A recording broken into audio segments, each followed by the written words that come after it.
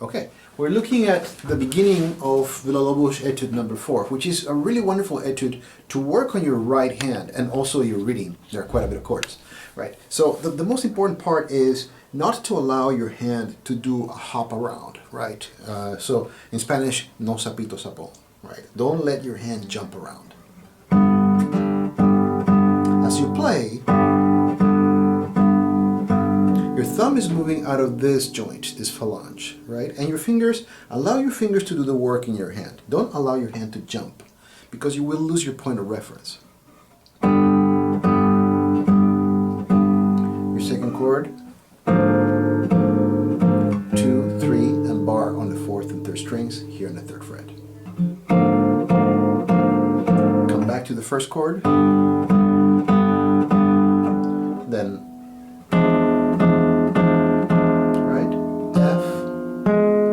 sharp and D, right?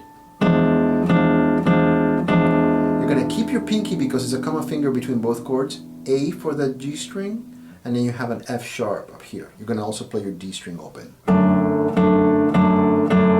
Right, so we'll put that together.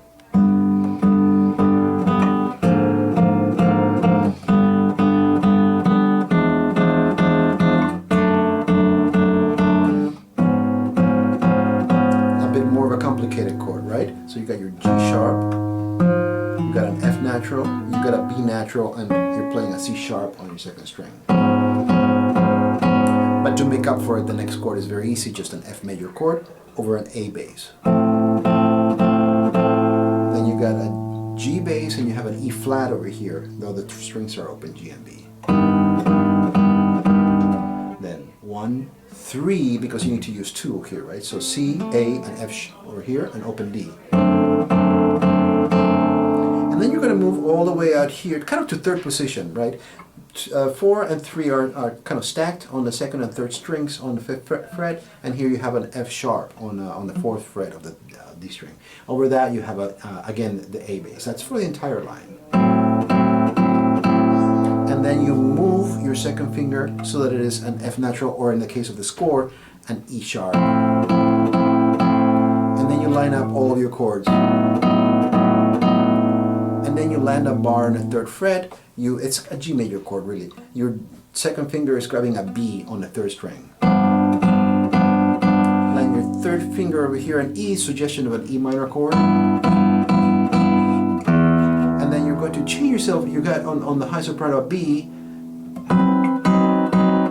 right? So your bar is here on the 4th fret, you have a B, and you have a C right here on the 5th fret. And the only thing that moves is the pinky as it gives from a B to an A, passes on the melody, right?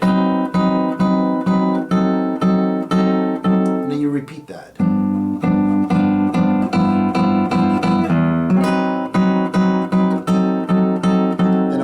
You're on 5th position, that C gives to a B, which gives to an A, right? So 4 for 16th notes, 3, 4, 2, 1, 2, 1, right? And then you're going to move your operation, it does say 2. It's the same equation, right? You're here. Right, so if we put it all together, let's just see. A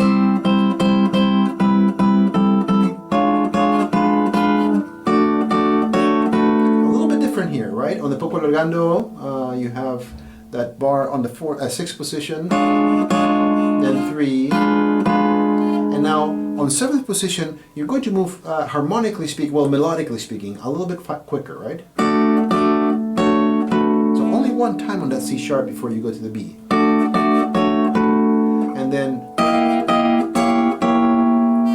then you make finally an arrival at 9th position, where you're just kind of like arriving on E major.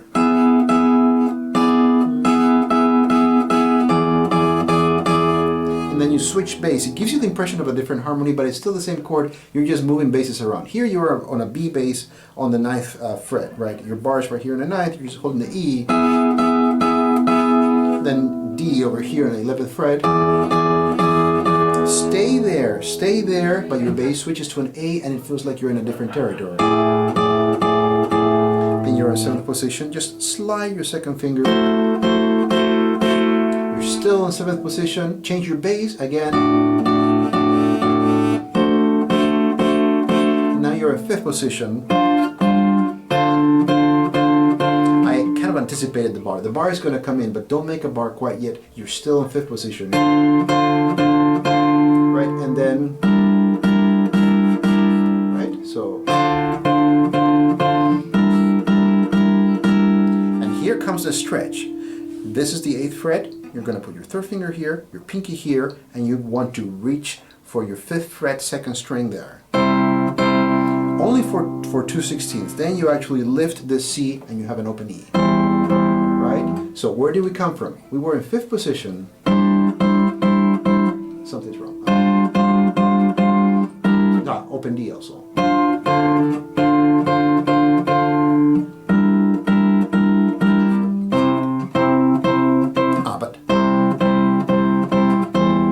Sorry, only 2 beats, only 2/16. And then you move your operation so that you have your B flat over here, right? And then you actually stack them. This is the 6th fret.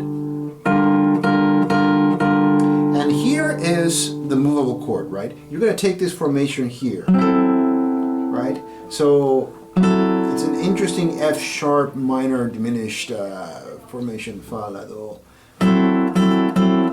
That's diminished. Jump all the way up here,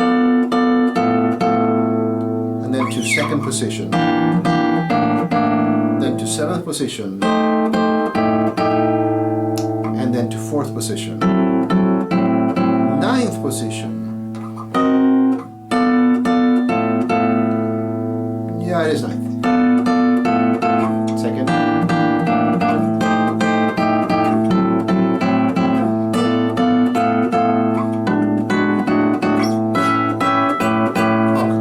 I stopped calling them. So again, let's just deal with the beginning of that. You are on 4th position at the beginning of it. It says a tempo, right? You jump to 9th position, 2nd position. And what you're doing is you're playing the bottom 4 strings and then you move your operation upstairs, right? So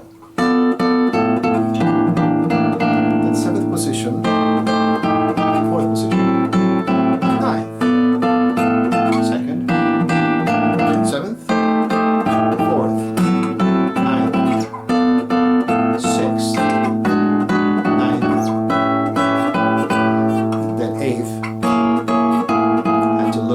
And then 13th position. That's right. 13th, yes, 13th. And you kind of start moving up.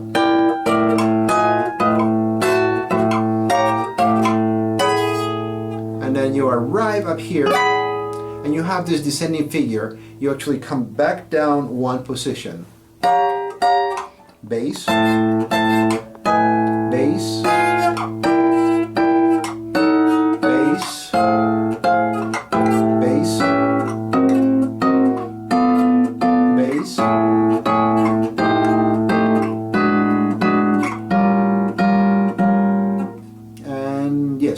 you do 4 of those, and then he changed the pattern.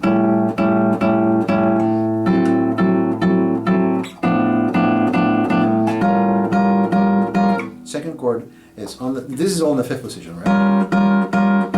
Your index finger is still. It's a common finger between both chords, right? It's half stack over the 2nd finger on the 2nd string. 3 is grabbing the C sharp, right? So you got.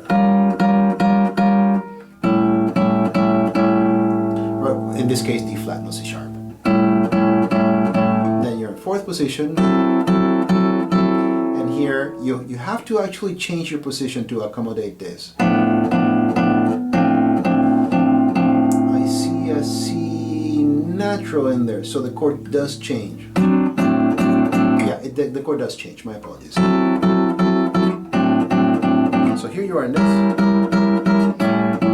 I think something's wrong here.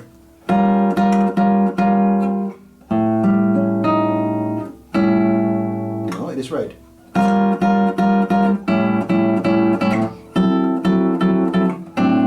Right? Different different formation, right? It looks like a D major formation. This looks like a D minor formation, but of course we're not in the first position, nor in the first three strings. Now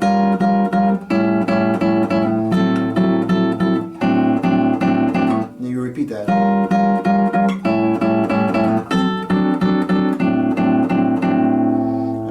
And then this is further than I anticipated going on this etude.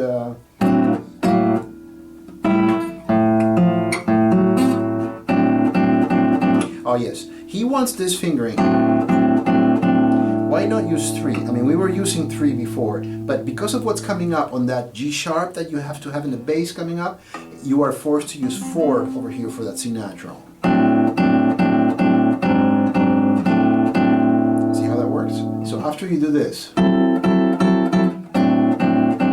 just flip that around, bring 3 around to the 4th fret 6th string, 5th string open. Which is quite beautiful.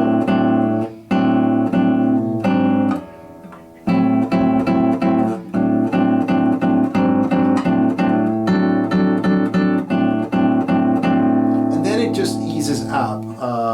Actually, one more time.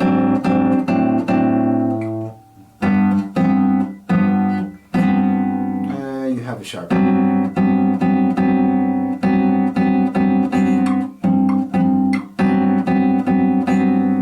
Something. It is G natural.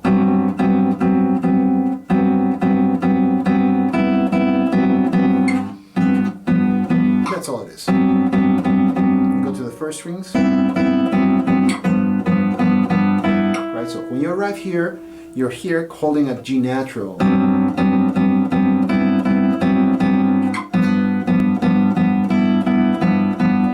Move these 2 fingers, 1 and 2. And then